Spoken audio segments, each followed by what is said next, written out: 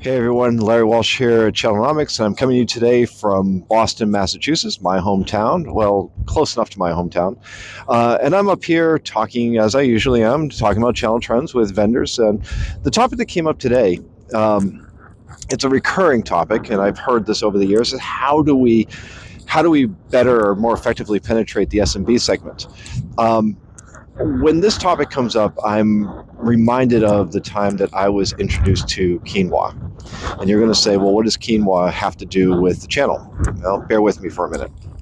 So, my wife one day starts talking to me about quinoa as a super grain, as superfood. It's really healthy. It's good for you. We can make so many different things with it. Um, and the first thing that came to mind to me was, great, did we run out of wheat? And so, whenever I hear a vendor talk to me about, well, how do we better penetrate the SMB segment? It's usually around the time where we're facing economic uncertainty or a recession, or there's some type of a downturn happening or a shift in the market. And the question I ask them is like, okay, you want to penetrate SMB? Did we run out of enterprise? Did the enterprise business just go away? Now, to be fair, the SMB segment is a rather large and potentially lucrative part of the market. It represents somewhere between 15 to 25% of the total IT spend. There are literally millions of potential customers out there.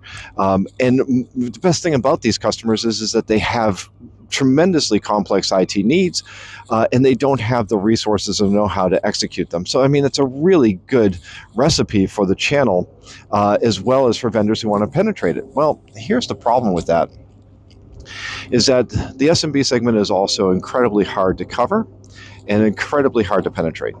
What vendors typically find is that when they actually implement one of these "let's get into SMB" strategies, they find that it's not as lucrative on a per transaction basis.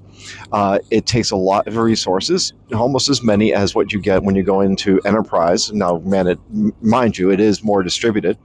And they lose interest quickly when they actually run into those challenges, into those headwinds that slow down, so they don't get the return that they're looking for. There are a number of vendors out there that do very well in the SMB segment because they're built for SMB, and those vendors typically don't do as well in the upper mid-market and enterprise. So SMB is not for the faint of heart.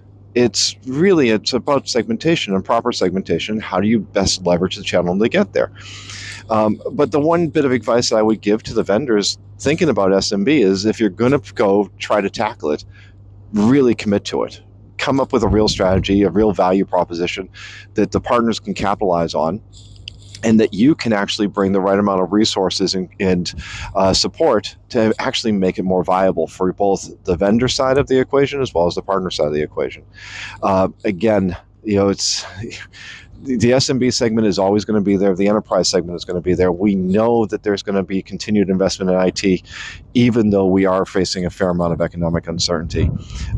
It's just a matter of picking the battles that you want to go after.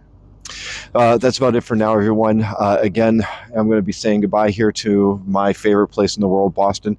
But if you like what we're doing here on In the Margins, please continue to hit like, hit subscribe, check out our other podcast, The Network Effect with Bryn Nettesheim, as well as Changing Channels. And if you'd like to hear more from us, please shoot us a note. We'd love to hear your thoughts and your feedback. Until next time, I'm Larry Walsh.